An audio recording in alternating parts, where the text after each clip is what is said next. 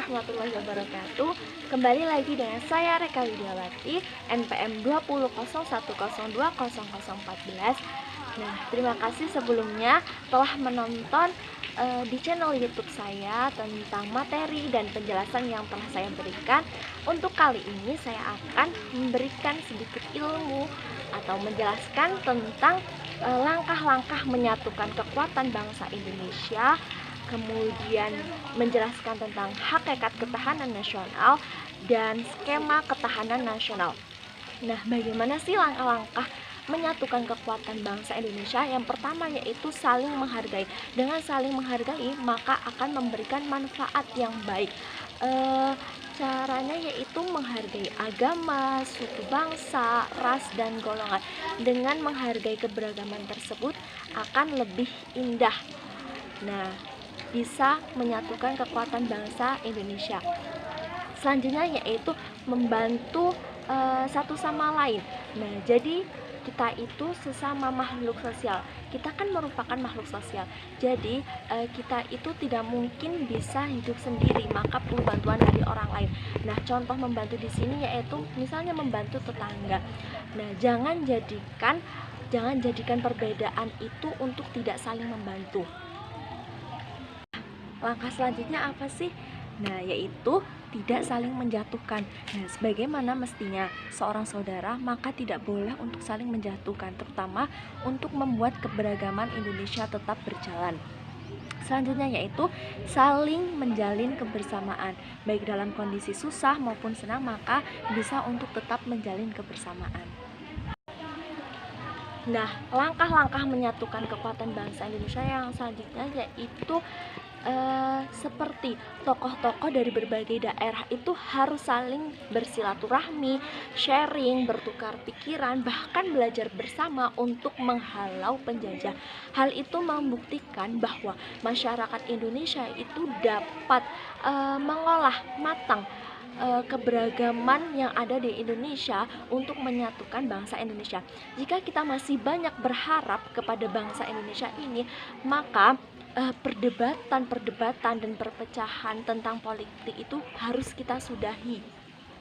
Selanjutnya, untuk menyatukan bangsa Indonesia yaitu kita harus mengamalkan Pancasila dalam kehidupan sehari-hari, karena Pancasila itu merupakan ideologi bangsa Indonesia.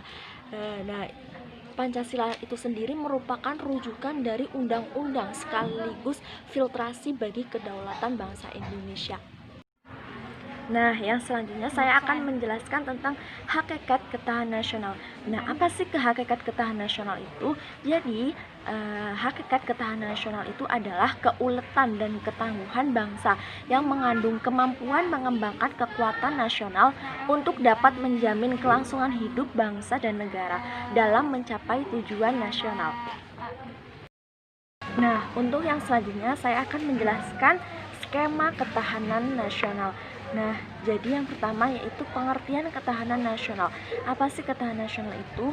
Ketahanan nasional adalah kondisi dinamis suatu bangsa meliputi seluruh aspek kehidupan nasional yang terintegrasi, berisi keuletan dan ketangguhan, serta mengandung kemampuan mengembangkan kekuatan nasional dalam menghadapi segala tantangan, ancaman, hambatan, serta gangguan dari luar maupun dari dalam, baik secara langsung maupun tidak langsung, yang dapat membahayakan integritas, identitas, kelangsungan hidup bangsa dan negara, serta perjuangan mengejar tujuan nasional.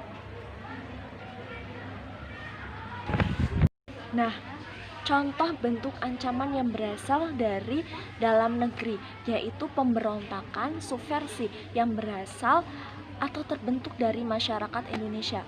Nah, sedangkan contoh ancaman dari luar negeri yaitu seperti infiltrasi, subversi, dan intervensi dari kekuatan kolonialisme dan imperialisme.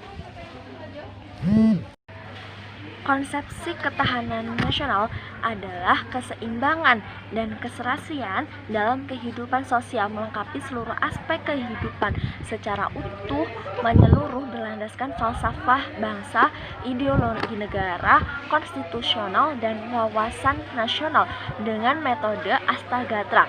Konsepsi ketahanan nasional ini merupakan sarana untuk mewujudkan ketahanan nasional. Pengertian dari tantangan, ancaman, dan hambatan serta gangguan itu sendiri yaitu yang pertama, tantangan. Tantangan itu merupakan suatu hal atau upaya yang bersifat menggugah kemampuan. Nah, sedangkan ancaman yaitu suatu hal atau upaya yang bersifat atau bertujuan untuk mengubah dan merombak kebijaksanaan yang dilandaskan secara konsepsional. Nah, hambatan itu merupakan suatu hal atau upaya yang bersifat melemahkan atau menghalangi secara tidak konsepsional yang berasal dari dalam. Nah, selanjutnya yaitu gangguan. Gangguan itu merupakan hambatan yang berasal dari luar. Nah, berdasarkan pengertian tersebut, konsepsi ketahanan nasional itu diperinci dengan sistematika Astagatra, yaitu 8 aspek terdiri dari Trigatra, yaitu 3 aspek ilmiah, dan Pancagatra, yaitu 5 aspek sosial. Trigatra ini meliputi geografi, kekayaan alam, dan kependudukan. Sedangkan Pancagatra itu meliputi ideologi, politik, sosial, budaya, pertahanan, dan keamanan. Nah, itulah tadi sedikit ilmu dari saya. Semoga dapat bermanfaat untuk kita semua.